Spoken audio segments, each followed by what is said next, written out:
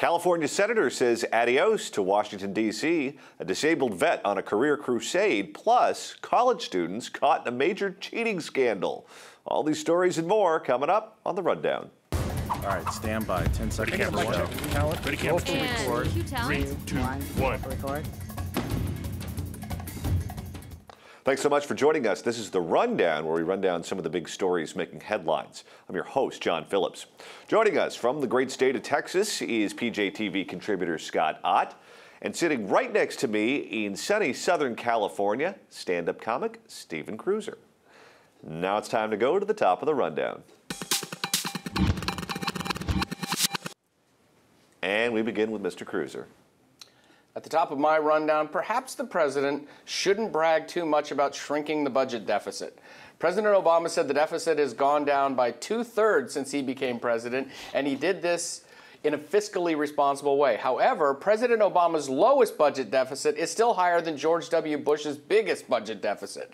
The budget deficit has fallen from $1.4 trillion in 2009 to $483 billion, yes, only billion now, in 2014. When Obama took office, the national debt was $10.6 trillion.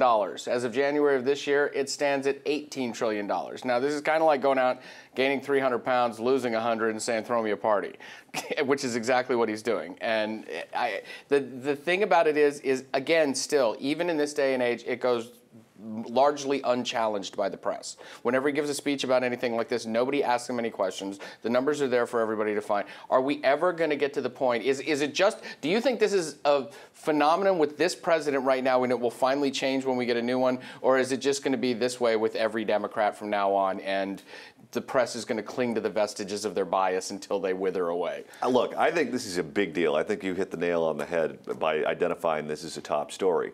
And I'll tell you who this is going to benefit. It's going to benefit governors running for president in 2016. Mm-hmm. It's going to benefit somebody like Scott Walker, who said, I came into a tough budget state and I fixed it. And look at the results. Look at what I inherited and look what I left. Chris Christie, other governors will try to go in and make the same case. It's not just Republicans, though. If you look at what's going on quietly on the Democratic side, don't be surprised if California Governor Jerry Brown decides to run for president. CBS News just did a huge profile on him for CBS Sunday Morning. And what did Jerry Brown spend all of his time talking about? The budget. Yep. And he said, I fixed the budget without alienating my liberal principles or democratic principles. And he said, I'm not conservative, I'm just cheap. And that's why I want to keep the budget in line. Don't count him out, and don't count that issue out as a presidential big deal. And he always has been a bit more fiscally conservative than people think he is. But and he's going to get out of there in time before the unfunded pension liabilities blow up in his face, too. So he's going to get some cover from that. Scott Ott, this president was out last week to do his speechifying thing again because he couldn't stand the fact that the spotlight was on the incoming new Republican majority in Washington. So he did what he always does. He went out and tried to make it about himself. Given everything that happened last week, I mean, has this president ever looked more tone deaf to what's going on in the country and the world? And do you think he's at all aware of it, of how badly he looks? Well, fortunately, I have a very short memory, and so I don't remember a couple of years ago when guys like Paul Krugman were telling us that big budget deficits weren't a problem at all. And so, you know, therefore, I'm excited that we're now having smaller budget deficits. It's, you know, how is it possible that they can now brag about things that they said were no problem in the past? Also, what's not being mentioned in President Obama's economic miracle story here is the fact that a lot of the savings in government has come from our pulling out of Iraq and Afghanistan, which, of course, you know, in both of those countries, everything's going swimmingly. And there's no mention at all of the effort that Republicans in the House made to put pressure to cut spending on the budget. So the whole thing is a sham. And now he's out there parading around, essentially doing the Happy Days Are Here Again song by saying, oh, let's now pay community colleges to take a bunch of C students and see if they can force them through and give them a diploma. People hate free school. Why do people hate free school? No, this is, I think this last week was one of the worst weeks I've ever seen for this president, because the world was literally on fire everywhere, and he's out trying to, you know, refocus things on demand. He acted like he's running for something last week. He's like, I'm going to refocus this. We're going to do another economic pivot. Remember the pivots he used to do? And it was just, I've never seen him more out of touch with reality, and I this is going to be like some crazy old cat lady lame duck 2 years. Absolutely. All right, Scott, what do you have for us? Well, is it cruel to tell a disabled vet that he should get a job? Lieutenant Colonel Daniel Gade doesn't think so. In fact, he's traveling the country telling wounded warriors and anybody who will listen that the VA, the Veterans Administration, should transition some of them away from disability payments and toward jobs and business startups. Now, he actually earns a hearing for what sounds like a cold conservative message because Gade himself is an injured vet, a tank commander who lost a leg, as you can see, in Iraq in 2005. He's now a professor at West Point, and he says the disability system is actually like an escalator that discourages work and increases dependency as the years go by. Weaning the vets off of disability payments would save money, but his real motivation is to lift their spirits and to elevate the dignity of his brothers in arms. Now, guys, if we think a civilian is better off at work than on welfare, why not a soldier? Or is it insulting to even suggest that a guy who took a bullet for you should get a job? I mean, if you were a Republican politician, would you risk supporting VA reforms that would move folks off of disability and into the workforce? You know, I'm 110% with this guy. I'm a member of the Sons of the Legion, which if your father or grandfather or mother or grandmother is eligible or was in the service during a war, I would highly recommend that all of you join. It's a wonderful place, especially if you go on the 4th of July or Veterans Day and you get to talk to some of these people that have done amazing things for the country. But one of the things that our group does is we have a charitable arm. And we get clothes, we get suits and ties and shoes and those sorts of things, underwear, undershirts for vets so they can be presentable when they go on job applications or they go on job interviews, rather. And it's a wonderful thing because the public likes veterans. It's not the 1970s. It's not after Vietnam where they're getting spat upon when they're coming back from being in a theater of war. People want to hire them. People want to see them succeed. And if they're wounded or they have some kind of disability, if I, as an employer, was sitting across the desk from someone who was coming in for a job, I would bend over backwards to make sure that this guy was taken care of. I mean, I would want to hire him. Yeah. Most people are like that. And I think veterans, even though they realize that things have changed since Vietnam, they still think that the deck is stacked against them. So for those of us in civilian life, I think we have to do everything we possibly can to let them know, look, go out, go for the job, do whatever you want to do. If you're done with the military and you want to be an accountant or you want to be a school teacher, you want to do whatever, go for it and we'll help you out. Well, to what Scott said, though, if you were a Republican politician and would support it, this is where it gets tricky, I think. If you led with the whole, it's good for their psyches, it's good for them psychologically, it's good for them emotionally, and went that route and kind of left the whole savings aspect of it over here, I think that would be a much safer route. And I do agree with the psychological aspect of this. I mean, at some point, it would have to be better for them to be able to get out and do something like that. And, you know, he gets all kinds of credibility saying this. If you weren't a wounded vet and you were started to say something like this, you would seem like a callous politician. But he's right, and I think if there was some way they could encourage, and you hit on it too, encourage the employers to hire them, which they kind of do right now. They've got some programs in place for employers to hire vets, but encourage the employers even more, make it easier for them, make it easier for the vets to get out and get their, get their resumes out, do that kind of thing, and just talk about the psychological aspects of it, but don't lead with, well, we need you to go to work because it's going to save us some money, because then you just look like a jerk. Well, and there are Lieutenant Colonel Gade is.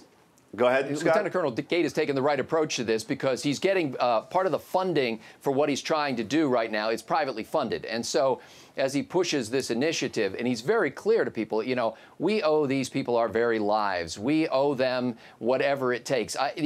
The disability program through the VA may be the only legitimate so-called entitlement program that government has ever done, because these guys are actually entitled. These guys deserve it. These guys deserve our best at whatever we can do.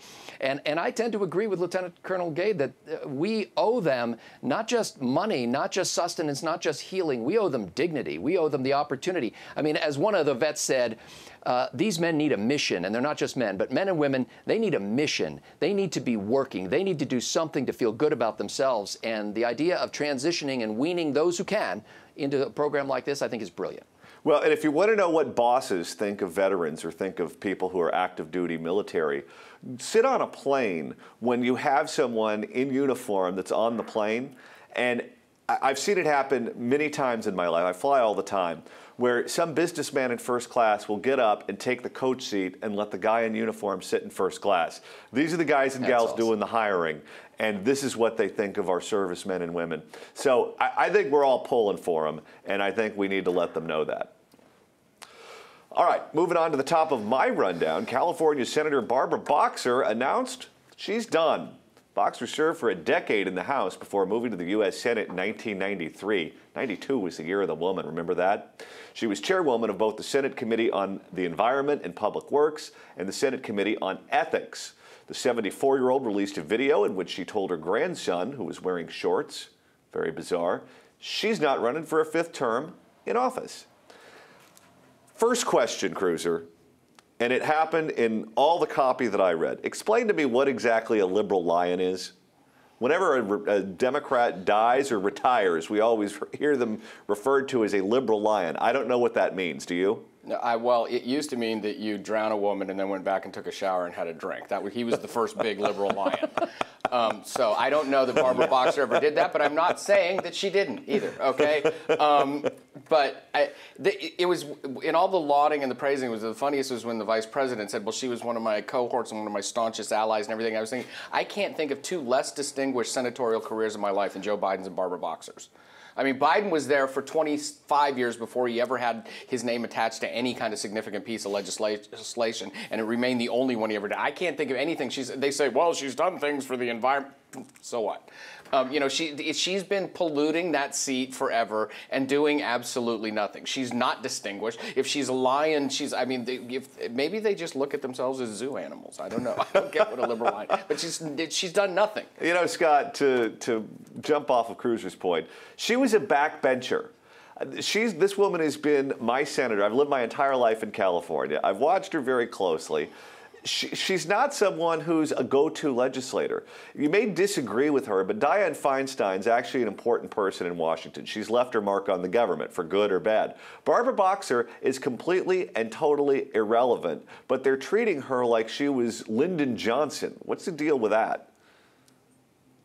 Well, as somebody who's lived most of the last couple of decades in Pennsylvania, Missouri, and Texas, my first question was, Barbara who? I mean, and nobody knows about her here. Nobody pays any attention to her, and I think it's for just what you say. The other thing is, when you use that phrase, liberal lion, how is lion spelled? Because I thought, to me, here in Texas, when we say a liberal lion, that's just, SOP. So, this...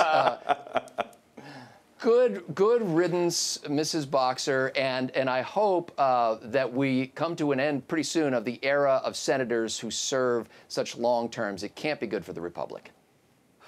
And we just learned right before taping today that Gavin Newsom, the Lieutenant Governor of California, Mayor of San Francisco, former Mayor of San Francisco, is not going to be running for that seat. So that means our esteemed Attorney General is going to take it. She's young and she's going to be there for freaking ever. And I don't know. Rob Lowe, where are you? All right, now it's time to go under the radar. Maybe he's there. This, of course, is where we take a look at some of the stories that should have made bigger headlines but didn't. And Scott, you're up first.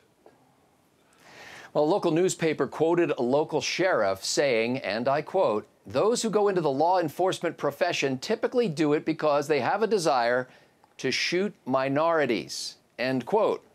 Now, the trouble with that quote is the sheriff said nothing of the sort. How do I know that? Well, the newspaper, the New Enterprise of Hardin County, Kentucky, printed not one but two front-page above-the-fold retractions, and it fired two people after the completely bogus, racist quote appeared in their paper. And this wasn't one of those vague, "we're sorry if you were offended" corrections. The editors actually said this, again I'm quoting, "It takes years to develop trust. It takes only seconds to destroy it, and we understand our credibility may be called into question, but the sheriff should not be subject to the same scrutiny." Again, no excuse. The newspaper asks only for your understanding. Our staff will strive to recapture your respect and to earn your faith anew, end quote. Now, it's still not really clear how the mistake was made, but a retraction that honest and that prominent puts the New Enterprise practically in a league of its own in the profession formerly known as journalism. You know, even though they've gone out of their way to right this wrong, damage has still been done to the sheriff. You Google his name and you Google that quote will pop up for the rest of his life. Alinsky 101 right there. You get it out in the public record and it stays there. That's what I mean. It's not that it happened. It's that the environment exists everywhere in America for something like that to happen right now in journalism. They can just make things. The New York Times gets away with this on a grand scale once every 2 or 3 years. They'll do something horrible like this and then get a little, and then they just get a pat on the back and everybody pretends it never happened. All right, Cruiser, you're up. A political line is forming on Hillary's left. The governor of Maryland, Martin O'Malley, said he will soon decide whether to run for president in 2016. The outgoing governor said he will make his decision after his family is settled back into Baltimore in the coming months. He believes the issue of economic inequality will dominate the 2016 campaign.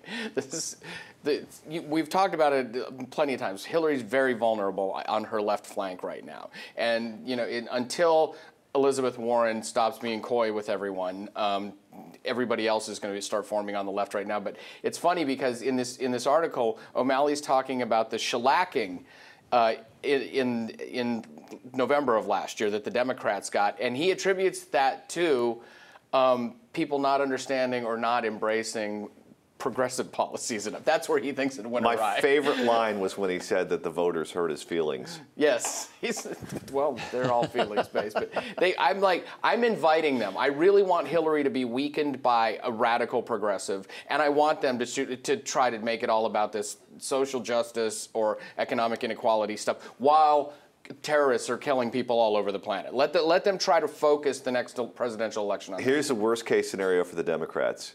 If Hillary ends up deciding not to run, look what they're left with. Yes. Martin O'Malley. Yeah. Have you ever seen him?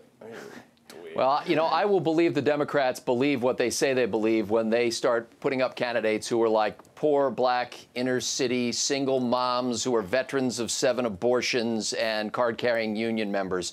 You know, it's funny, when you're going to talk, if you're going to talk about income inequality, let's get somebody who has no skin in the game. In other words, let's get somebody in there who feels the impact, so-called, of income inequality. It's always these wealthy Democrats who are bemoaning the state of income inequality. If Martin O'Malley wants to go and Hillary Clinton wants to go out or Elizabeth Warren wants to go out and start divvying up their annual income among the poor in equal shares, then I'll start believing that they're legit. Why, Scott, are you implying that a 60-something white Harvard professor isn't in touch with what's going on in the hood? No, not at all. I'm sorry. Forgive me. All right, moving on to my under-the-radar story. Dozens of Dartmouth students are caught in a cheating scandal. 64 students have been accused of cheating in sports, ethics, and religion classes. What happened was students had to answer questions in class using an electronic clicker. It's believed students passed their clickers on to their classmates who answered the questions on their behalf. There are more answers to the questions by electronic clicker than the number of students taking the test. The honor code violations are considered major misconduct. And I do have to say this. If you're caught cheating in an ethics class in an Ivy League institution, I know the pool of people that the law school is going to get applications from. Yes. You now have that narrowed down. Future senators and congresspeople right there, the ones who cheated on the ethics thing. If you get caught cheating in a religion test, you should be hit with a taser. That's what I think. But I'm a good old school Catholic. Instead of waiting around for the lightning from above, tase them. Yeah, frankly, that's the line for cabinet positions in the next Democrat presidential administration. I mean, you know, I'm just trying to picture these people cheating on religion tests. You know, hey, psst, Savior of the world, only begotten Son of God. What do you have for number 7? Obama. Hey, Bob, who knocked Mary up? Right. Oh, my goodness. That's going to do it for today's show. What do you think should happen to those cheating Dartmouth students? Can't get over that. They cheated in religion and ethics. What about Senator Barbara Boxer's retirement? Be sure to leave your comments in the comments section below. For Stephen Cruiser joining me in Los Angeles and Scott Ott in Dallas, Texas. Thanks so much for watching The Rundown.